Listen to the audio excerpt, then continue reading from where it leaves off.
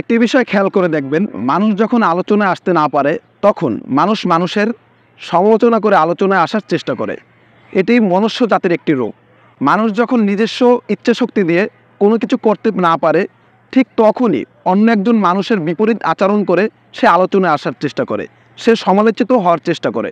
মানুষ মানুষের সমালোচনা করে যেইভাবে আলোচিত হতে পারে, আসলে বাংলাদেশে অন্য কোনো ভালো কাজ করেও ওইভাবে আলোচিত হওয়া সম্ভব না।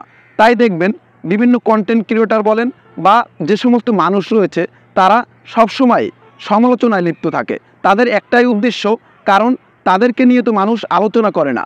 আর যে সমস্ত মানুষকে নিয়ে সমাজে কোনো আলোচনা হয় না, সে সমস্ত মানুষ আলোচনায় আসার জন্য সমাজে বসে তারা অন্যের সমালোচনা করে নিজের সমালোচনায় আসতে চায়।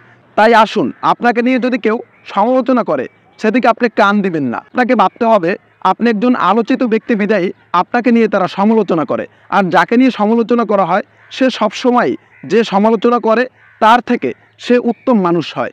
আর যে সমালোচিত মানুষ সমালোচনা করার ব্যক্তির থেকে সমালোচিত মানুষ সর্বসময় উত্তম মানুষ হয়। এই ব্যাপারটি সবসময় খেয়াল করে চলবেন।